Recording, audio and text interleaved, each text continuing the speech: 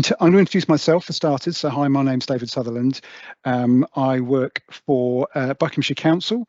So I'm one of their senior managers there, and I'm leading on behalf of the authority in respect of local nature recovery strategy, but also the introduction of biodiversity net gain in the planning system. So that's my role.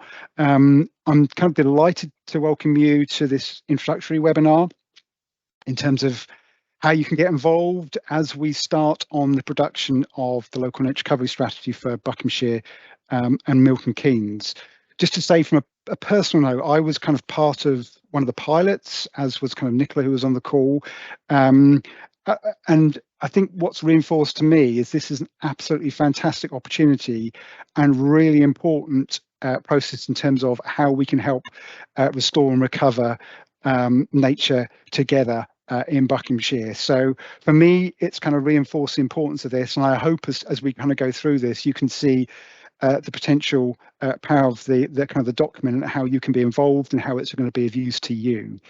This is one of the kind of the key policies that the government has put in place to support its legally binding commitment to reverse nature's decline, and this is all about facilitating targeted, coordinated and collaborative action in the right places. So yes, it's a spatial strategy. It's going to help us identify spatially, I suppose, those areas and locations to restore, and I suppose nature that will be most effective. And hopefully that will then guide whether it's kind of public, whether it's private, whether it's voluntary sectors. We're all kind of focusing our efforts together for that kind of collective action. Next slide, please, Saatchi. So I will just introduce those on the call. So obviously you can see some speakers, I suppose, on the call. So in terms of the approach that's kind of being followed, we really want this to be a collaborative approach for this to work as well as it can do. If we're going to kind of, we want input at local level. And ultimately, that's, I suppose, how it's going to be delivered in terms of that wider vision. But at the heart of this, yes, there is, I suppose, a core team, and there's a kind of a steering group that's going to be, I suppose, steering the project as we move forward. So in terms of on the call today, we've got Saatchi, who's our excellent project manager in terms of the local nature recovery strategy. We've got Nicola in terms of our local nature partnership manager.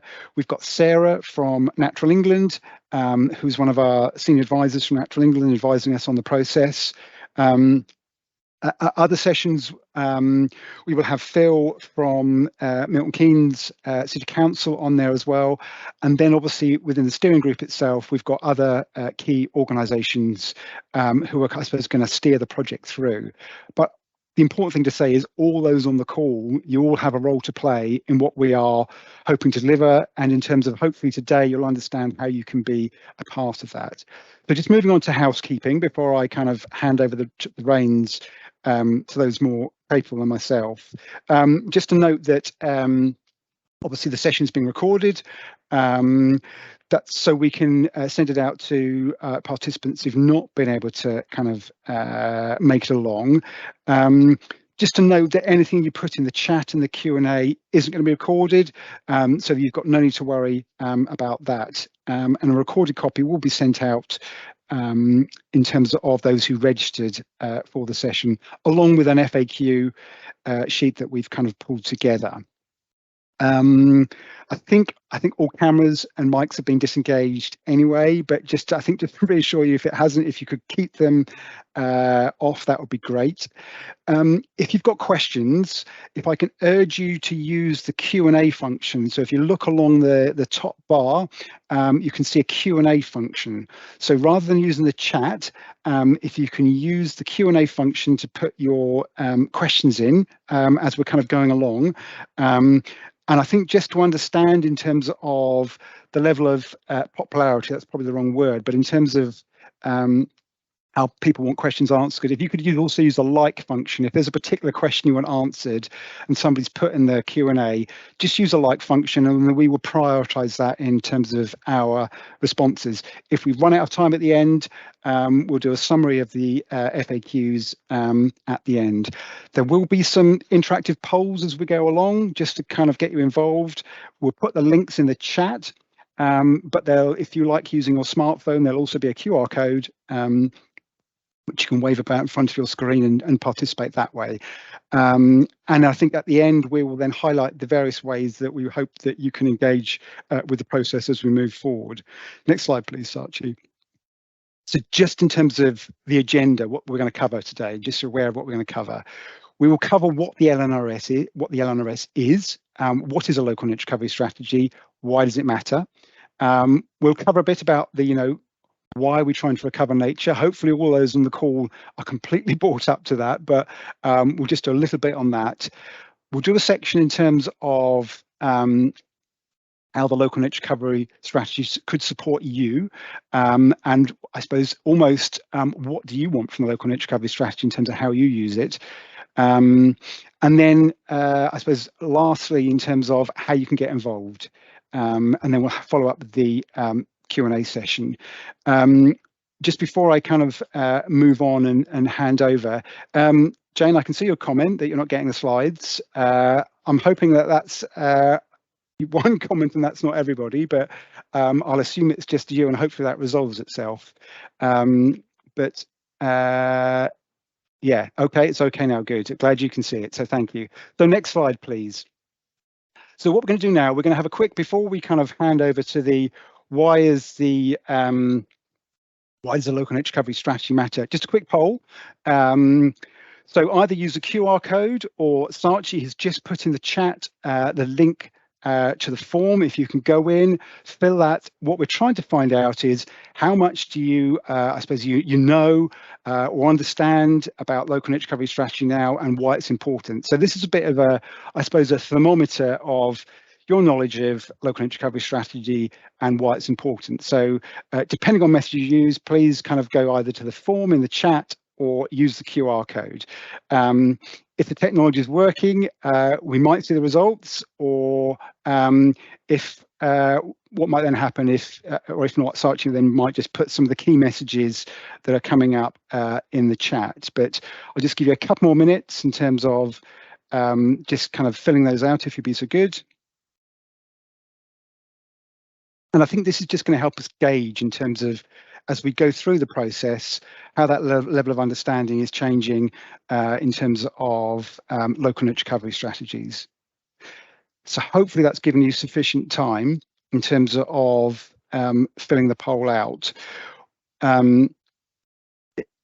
What I'll then do, I think, is in terms of Sachi, as and when you've kind of start getting results through on that, perhaps you can pop that in the chat in terms of just perhaps some of the results, and perhaps if you can then move to the next slide, and I will hand over to Sarah in terms of what is the LNRS and why does it matter. So over to Sarah.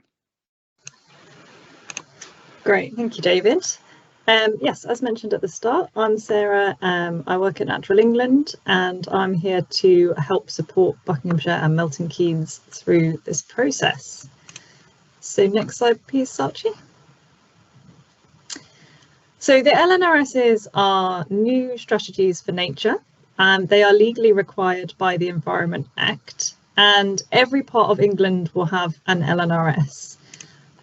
So our local LNRS that's happening in this area covers both Buckinghamshire and Milton Keynes. And as well as kind of this all coming from the Environment Act, the government's Environmental Improvement Plan, which was updated about 6 months ago, indicates that local nature recovery strategies are a really key mechanism for helping to achieve our national environmental goals. So you can see there on the right hand side, those are the goals set out in the Environmental Improvement Plan. Each of them has supporting objectives as well. But really, I think the important thing is that we're all working towards that apex goal at the very top for thriving plants and wildlife. And LNRS is one of the mechanisms that's going to be used to deliver these. And so we'll be bearing this all in mind while we're preparing it as well, and thinking about how we can contribute towards the goals. Just to note quickly that there is going to be some guidance from government about the national targets that LNRSs should be bearing in mind.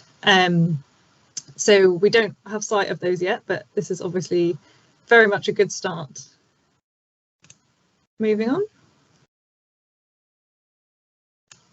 So what actually is the LNRS? It's a strategy that will be put together through a collaborative process. And it includes two main parts that you can see there on the screen. So the first part is a written element, and that's called the Statement of Biodiversity Priorities. And that's going to set out what nature do we already have that's great in this area. Priorities, so what are the top things that we want for nature in our area, and measures, which is simply what do we need to do to deliver those priorities. And the second element is a map, which is called the Local Habitat Map. Again, it's looking at mapping what we already have, so particularly sites that are already protected for nature conservation. And also looking at where we can implement measures. So those measures that we had in the written part, where are we actually going to do that stuff to deliver for nature recovery? And just to note that some measures might sort of apply to the entire area, so they don't need to be mapped, but they can still definitely be in the strategy. This is the first time that LNRSs have been prepared, so it's very early days. But as David alluded to, Buckinghamshire without Milton Keynes was one of 5 pilot areas. So they helped test the process for the LNRS, and that sort of informed lots of the guidance coming from government. In that process, there was over 1,000 responses from stakeholders and 54 priorities were identified. There was mapping work that went along with that as well. But yeah, the pilot isn't, and it was never intended to be a finished product, but we will by all means be reviewing the input that's already been put into that, looking at it through that kind of Milton Keynes lens as well, updating it and sort of adding that into the mix with the new inputs that we get this time around where that's kind of relevant and suitable. So by all means, that pilot information, those outputs are on the NEP website, but do take them kind of with a pinch of salt and just be aware that the exact method and what they look like might change to what we get this time around. Moving on. So this slide shows the steps that we need to follow to produce an LNRS over the next 12 to 18 months. The left-hand side, so steps 1, 2 and 5 there, that shows that mapping element. So step 1 is mapping the great nature that we already have. Step 5 is putting those measures that we agree onto the map. Step 2, I have very much deliberately missed out because the LNRSs will be reviewed every 3 to 10 years. And that step only comes in at the review. And it's basically about looking at what's happened since we prepared the LNRS in terms of actually delivering on the ground for nature recovery. And then we report on that when we come to refresh it. So the right hand side then is that written part, the Statement of Biodiversity Priorities. And that's, as I kind of said in the last slide, step 3 is the description of what's already there and what opportunities we have. And then step 4 is agreeing those priorities and measures. Next slide, please. So just an example. We obviously start with all that kind of baseline information about what we've got. And then a priority, so that's the what, essentially. That might be that we want more woodland. So a priority that we all agree for nature. Then we need to identify measures. So how are we going to achieve that? That could mean tree planting, perhaps specifically to expand and connect existing woodland. And then finally, the mapping element. So where is this going to happen? That might be thinking about, well, where is there woodland already that we could expand? We could also think about tree planting perhaps around towns, which could help provide cleaner air or shade for people and help with sort of local cooling in summer. Next slide, please. So as I've already mentioned, the LNRS links in with many different government policy objectives and has an impact on how they might be delivered. In addition to what I've already mentioned, but we have biodiversity net gain, which is a national policy that as of November will require new developments to increase biodiversity by 10%. The priority is for that to happen on a development site, but it's likely that some of that will need to happen off-site. And so the LNRS will be really key in determining where that should go. There's incentives kind of built into how that net gain is calculated that incentivizes the delivery of the LNRS as well. Other things that we've got is the Environment Act puts a requirement or enhances an existing requirement on public authorities to consider what they can do to conserve and enhance biodiversity in England and to agree and enact policies to achieve this. So the LNRS will set a really good basis for that. In terms of planning, the LNRSs have very much sort of been created, the process has been created with the planning system in mind. And so it's integrating it with the planning system will be really great to help with delivery. And there's going to be some guidance coming out as well on how local planning authorities need to have regard to the LNRS. We've then got environmental land management schemes, or ELMS, and that's a new system of government grants for farmers and land managers. And it gives grants that support the delivery of environmental improvements and targets. So that can include things like improved water and air quality, improved biodiversity. And obviously by delivering those, we can deliver the LNRS as well by kind of choosing what we're delivering where carefully. And then that last point, channeling future funding. So we anticipate that there'll be both public and private sector funding to help support delivery of the LNRS. There's obviously those mechanisms that I've touched on above. And there's also other things that we expect to sort of be ever growing markets like carbon credits, which could definitely deliver some of this stuff, as well as things like philanthropic grants. But there's kind of a big mix of mechanisms that are going to make this happen. Moving on. So what do we mean when we say nature? Nature includes habitats, which is probably a lot of the what we first think of, such as wetlands and woodlands and grasslands. It includes species, so specific animals, plants, fungi, but it also includes water, geology and soils, and those things are actually really important in dictating what habitats and species can actually exist where. And also just to say that nature doesn't just exist in the countryside, so we'll be thinking about both rural and urban nature in this process as well. Next slide, please. So why is healthy nature important? Well, I think hopefully everyone would agree here that nature has inherent value, that it's great for its own sake. But as well as that, nature provides a range of benefits that are essential for people to live and thrive. And those are known as ecosystem services. So this slide shows kind of 4 groups of ecosystem services. They're kind of 4 quite common groupings: cultural services, goods or provisioning services, regulation and supporting.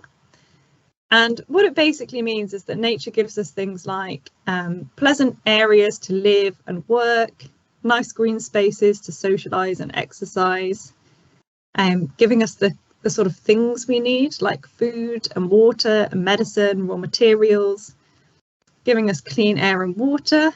And also that supporting bit is sort of the underlying processes that mean that nature is able to provide all those other services.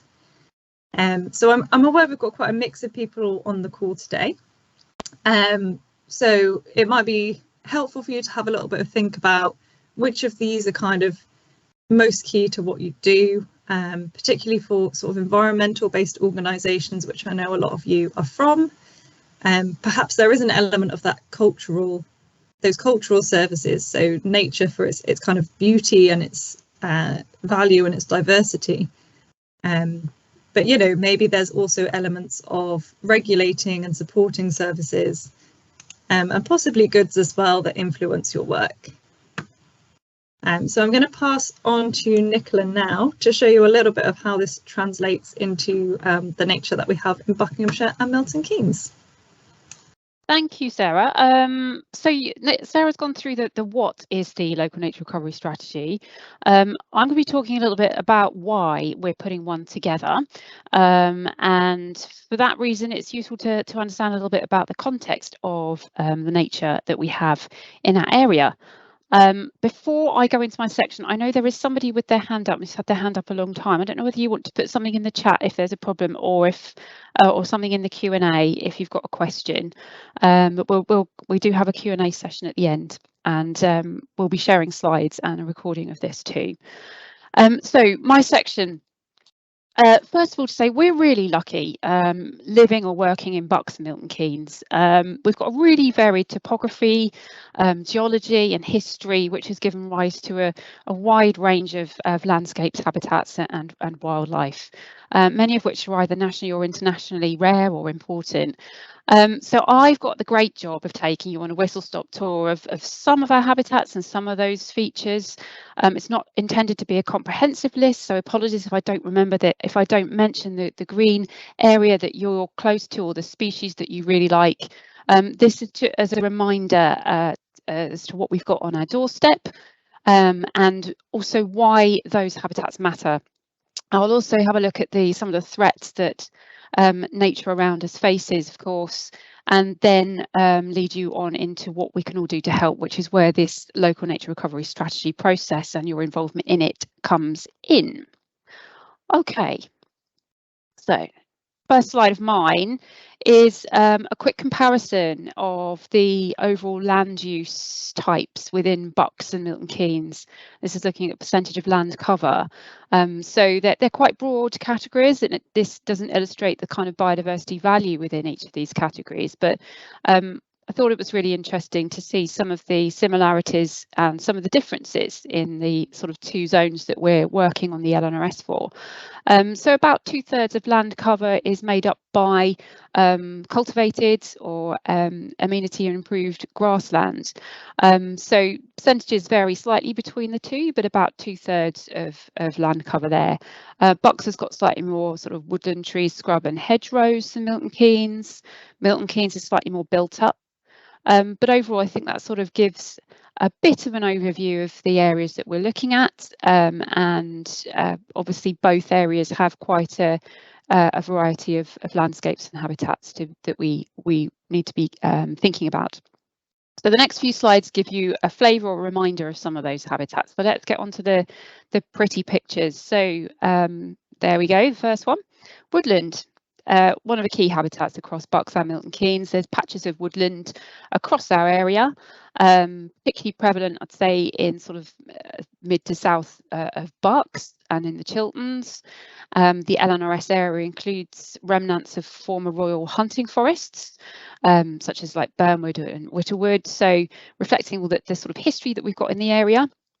In terms of the species that we might find in our woodland, very number of rare species of mammals, such as the hazel dormice, various species of bats, rare butterflies, and individual species of tree. I guess we could pick out the black poplar tree that's rare, and we've got a nationally significant population of them in the Aylesbury Vale.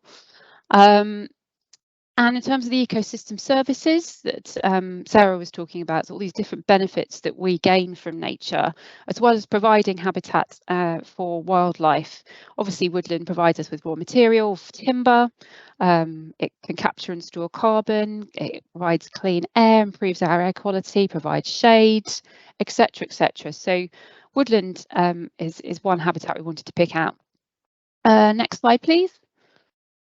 So moving into the Chilterns, obviously a really specialised and fragile landscape, and this is a picture clearly of chalk grasslands, which is a managed landscape, host to a number of specialised plants, including some orchids, various butterflies and invertebrates.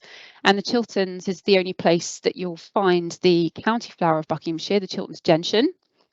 And in terms of ecosystem services, again, as well as housing or providing homes to wildlife and pollinators. Obviously, the Chilterns is also a big visitor attraction, so has benefits for mental and physical health and well-being too.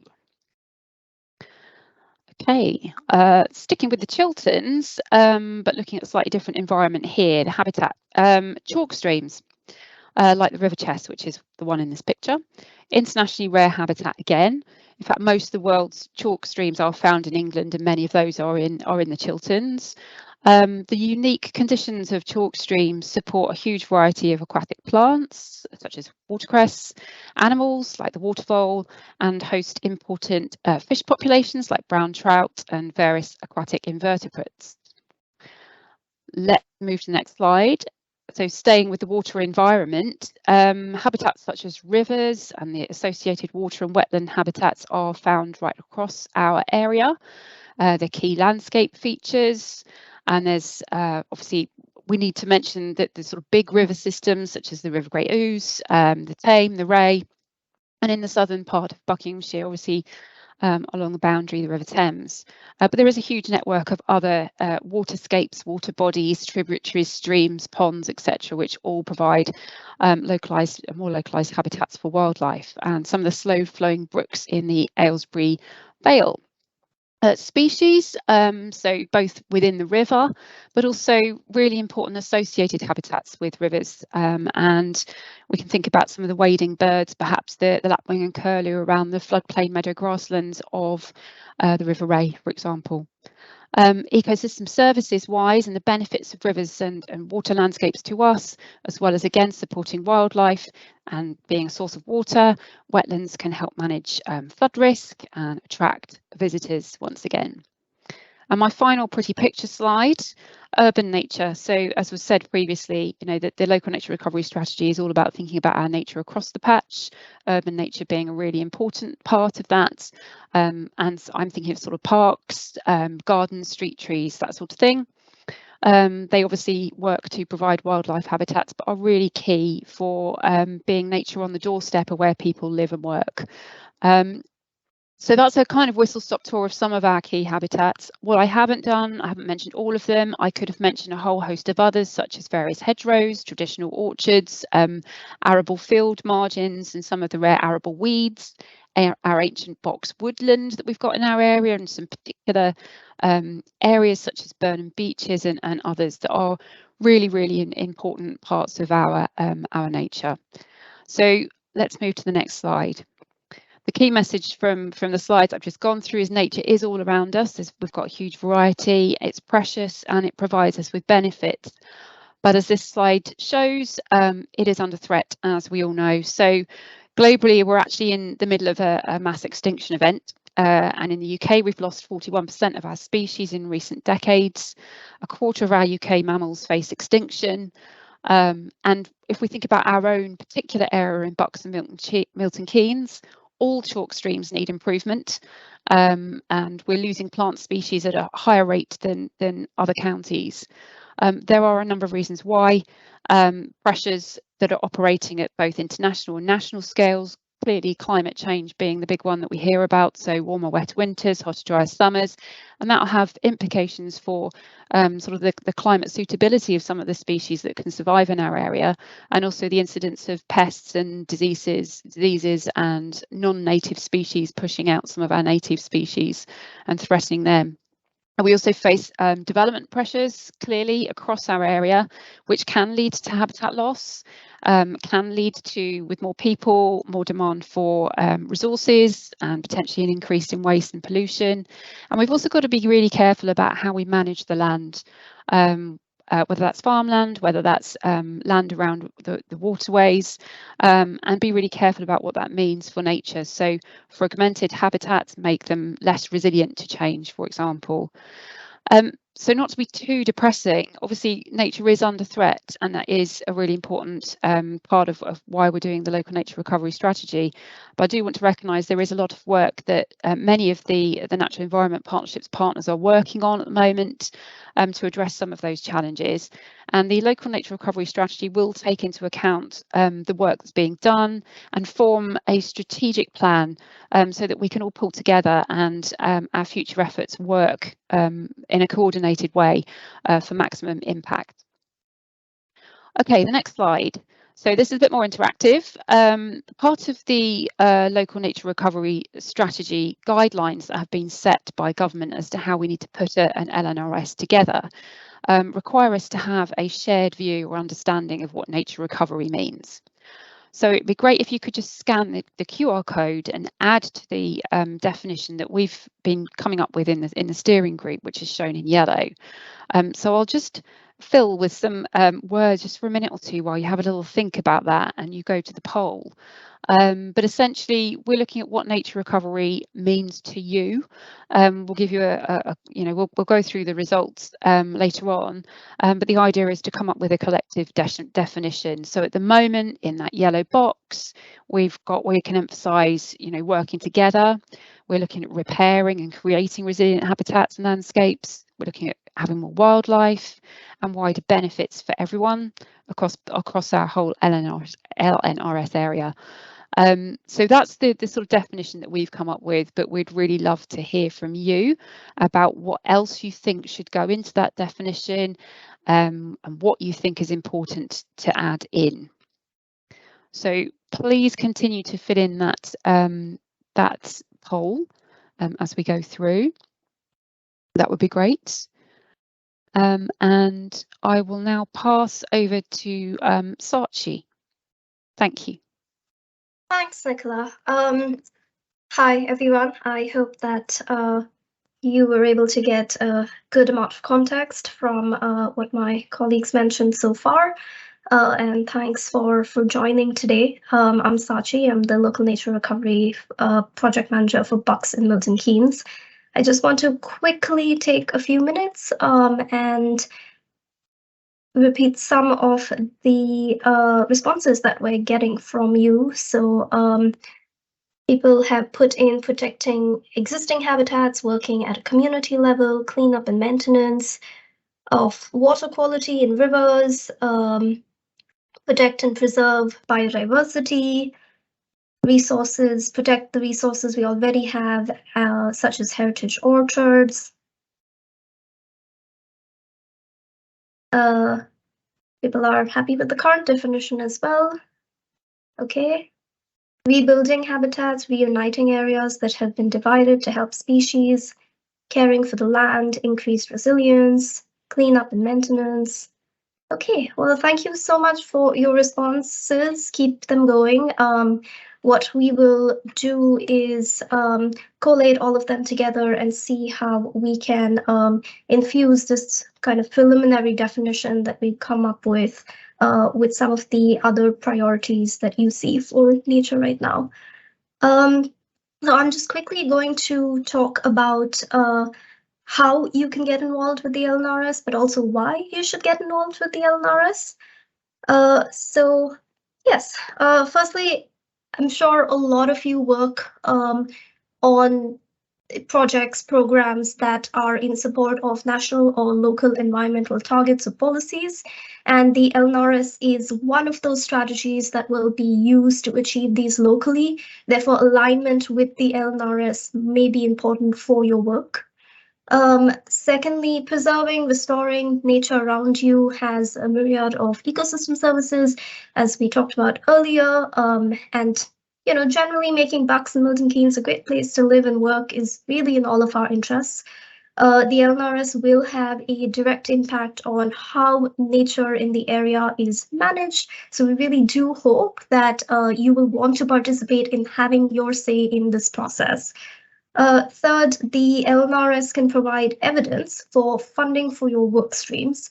In addition, the introduction of mandatory biodiversity net gain will incentivize projects that deliver the LNRS. So these are kind of great opportunities for you to act as a delivery body for BNG and LNRS and sort of align these with your existing strategies or programs and use them to gain some funding for your organizations.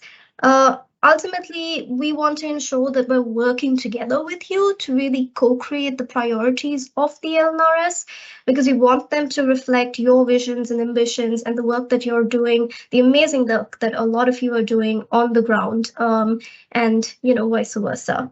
So in terms of how you can get involved, so we have a couple of channels set up so far, but we'd really also like to hear from you as to how you would like to engage with us and engage with this process. So we're at an early stage in developing the LNRS, and we'd really like your views on which parts of nature are most important to preserve, to improve, to restore. And this will really inform those series of priorities for nature, as well as the measures that can be taken to achieve those in the LNRS. So I implore you to take a really quick survey either today, right now, or anytime in the next couple of weeks. There's a link in the chat, or you can use the QR code. We'll also email this out to you to really tell us about what you think priorities for nature are or should be. We will also be hosting a stakeholder consultation group twice in the next 12 to 18 months. So this will be a 2-hour workshop in November of this year and June of next year. And the idea here is for you to review the LNRS drafts and ensure your priorities for nature are being met, that we're definitely including them. And again, you can register your interest in attending one or both of these sessions with the survey. We'd also really appreciate it if you could spread the word and tell others about the LNRS, encourage them to either take the survey or join the stakeholder consultation group. Again, we'll send you more information that you can circulate.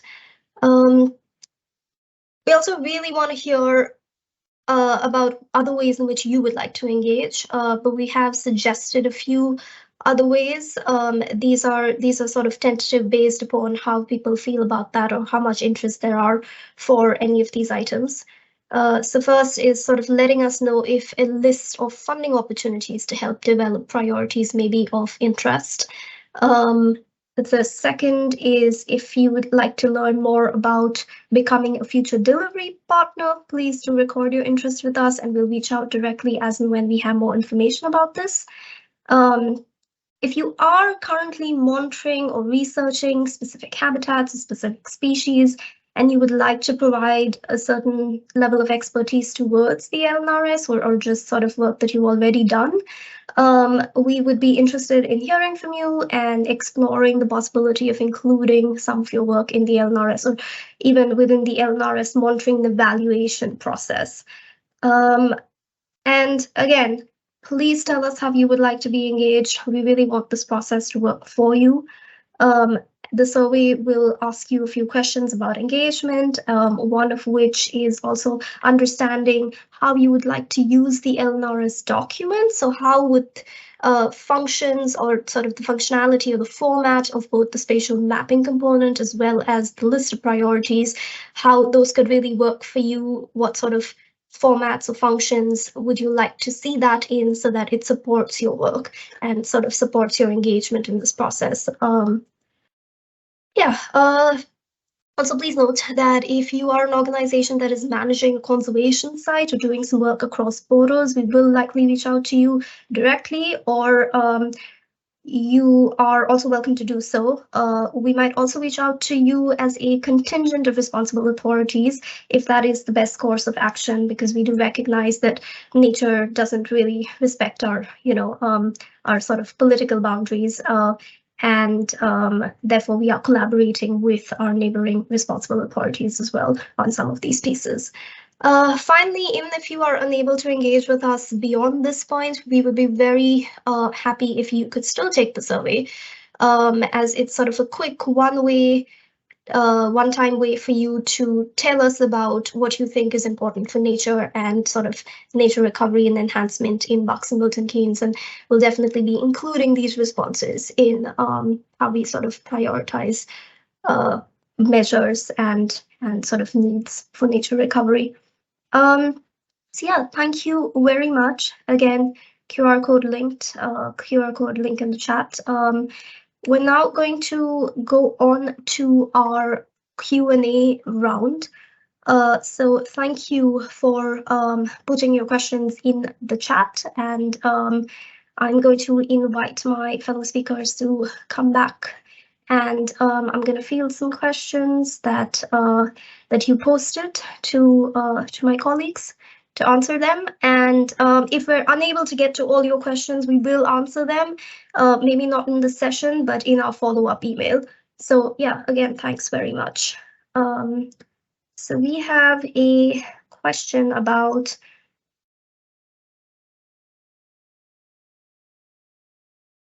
elms. So Sarah, if I can pass this to you regarding elms, will the LNRS NEP be the lead agency? What about DEFRA?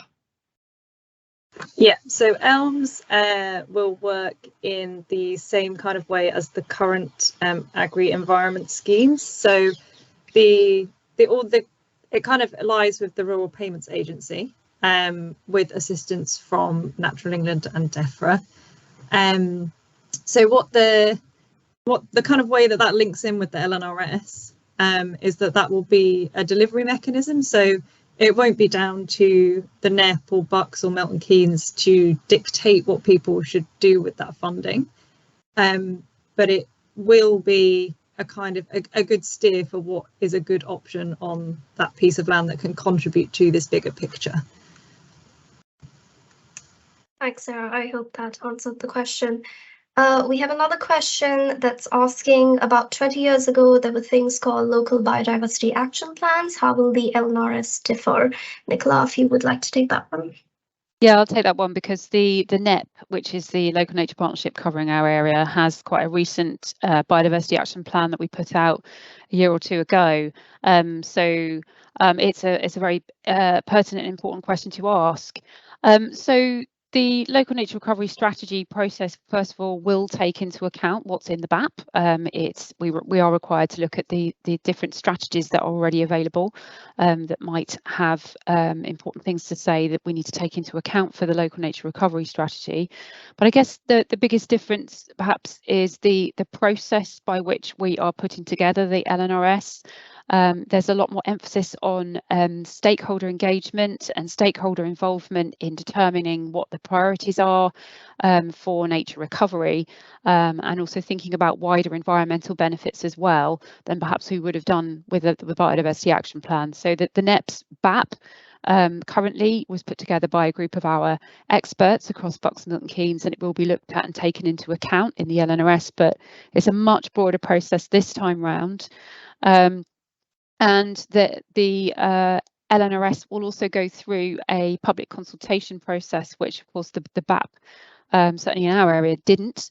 And it will also have, the LNRS will also have a specific status in planning, which we're waiting for guidance on in terms of exactly how the planning system needs to have regard to the LNRS. But I think they're sort of some of the key ways in which the LNRS will differ, but suffice to say we will take into account what is in the BAP in putting the LNRS together, so that all still counts. Hopefully that's answered that one for now. Thanks, Nicola. There's a question about how the NEP will engage with neighbouring authorities such as Bedfordshire and Northampton's. So we have already begun conversations with both these authorities, and there are a couple of different channels through which we engage with our neighbouring responsible authorities. One has been set up by Natural England, and then we also have sort of one-on-one and group conversations with all of these neighbouring authorities. So we are sort of ensuring that our strategies align for areas that are shared nature areas. Okay, David, can I ask you to address how the Milton Keynes City Council will be fully engaged in the LNRS process? Yep, thanks, Sachi. So just, I suppose, provide the wider context to the group. So I suppose the government's ambition, I think there's going to be somewhere around about 50 local nature recovery strategies across the country, and they together, when they should in theory fit together like a jigsaw and kind of form the national nature recovery network. So it is inherent that you know, that dialogue goes on between those kind of neighbouring authorities areas, and obviously you know, those geographies are different for each area, as it were. So obviously for us, in terms of Milton Keynes, so Buckinghamshire, I suppose us looking at it as that sort of geography, what really helped is that we already have a local nature recovery partnership that operates across that geography as well. So Nicola mentioned the Biodiversity Action Plan that was produced for Milton Keynes and Buckinghamshire, so it kind of made sense for us, I suppose, to produce a local nature recovery strategy on that geography as well. And so, yeah, fundamentally, this is a partnership approach. You know, we have officers on the kind of core steering group for Milton Keynes.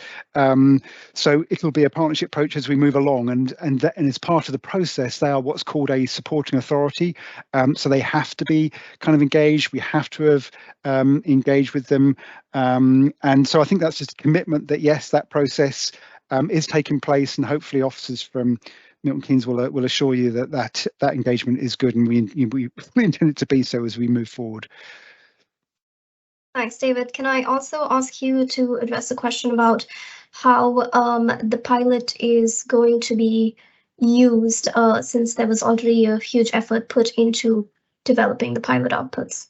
Yep. So great question. So you're right, there was a huge amount of effort put into obviously the pilot process. What we're absolutely committed to is, I think, building on all the information that kind of came in that, and kind of building on top of the intelligence, the information that we've got. So our baseline mapping, I suspect we're going to have to not do too much to tweak that. We will relook at the mapping that was already done, bearing in mind the kind of guidance and regs that's come out and the end product that we now have to produce, and we'll I think kind of take decisions in terms of the format of that kind of final mapping product. And that's partly what we want to hear from you. How do people want to use I suppose the final mapping product? So are we going to be using all that information from the pilot? Absolutely, Alison. Does it mean it's going to be exactly the same at the final product? Not necessarily. We're going to build on what we've already done, but really good point, Alison. Thank you.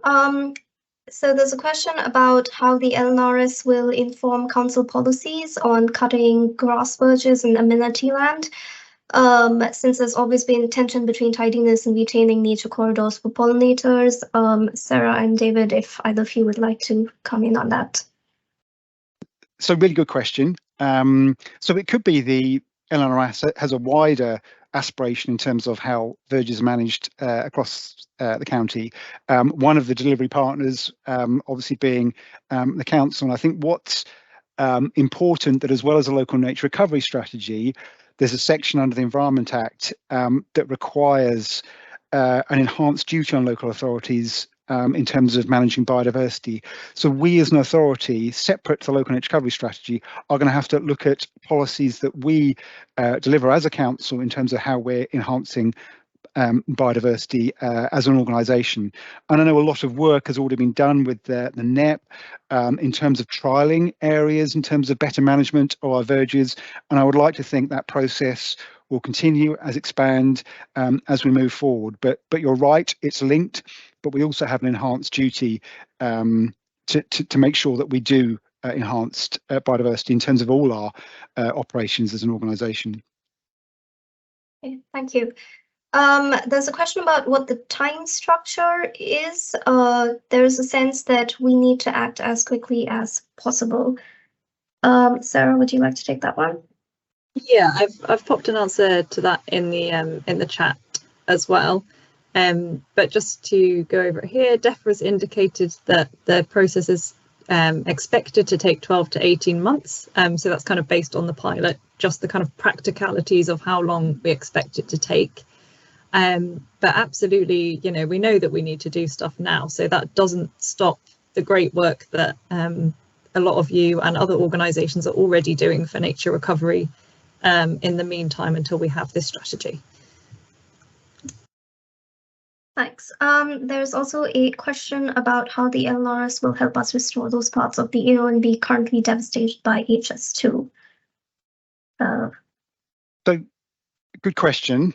I think obviously what's fair to point out is obviously you know, Buckinghamshire Council Authority, and I can only speak on behalf of Buckinghamshire Council, was obviously wholly opposed to HS2.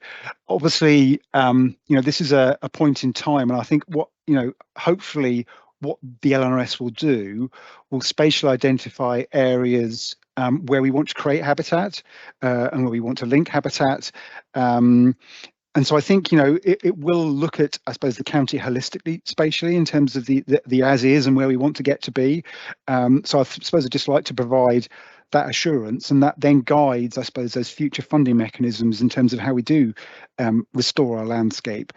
I would say, just as a link to that, in terms of biodiversity net gain, because the question is linked to kind of biodiversity net gain.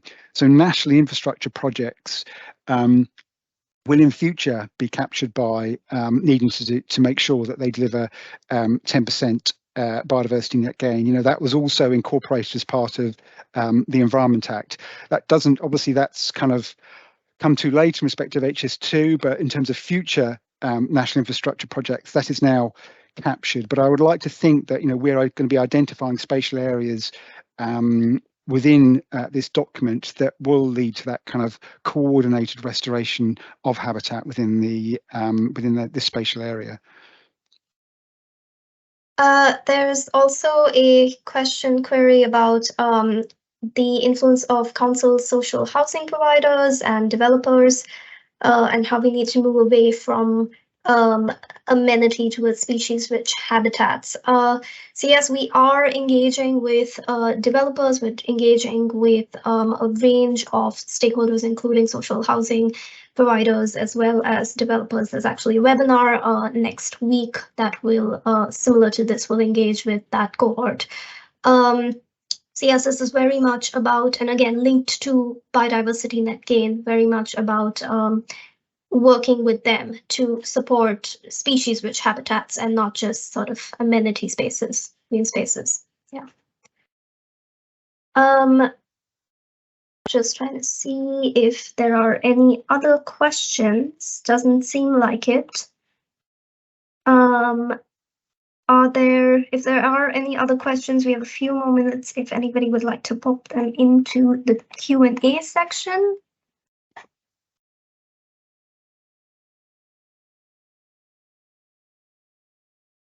Okay, no more questions. So I am sincerely hoping that's given you an introduction to the LNRS process, and in terms of, you know, we're at the kind of the start of this, and the opportunities for you to engage in terms of the process as we move forward. We've got a series of these initial sessions kind of coming up, and Saatchi's outlined obviously the future engagement as we move forward. I would thank you for your attendance, your interest in the process. Saatchi is going to be sending out further information following this webinar. Also, kind of the link to the survey, just a reminder in terms of kind of how you can fill that in. Some really good questions in there in terms of how you want to use the document, in terms of what's going to be of use to you, so we can kind of shape it in terms of a document that kind of works best for you, and that includes the final mapping output, and, you know, importantly, how this kind of links into planning as well. So thank you for your engagement today. Any further questions on the back of today, please do get in touch with us. But for the time being, if there are no further questions, I will thank you for your attendance, and I look forward to your future engagement as we progress on this together.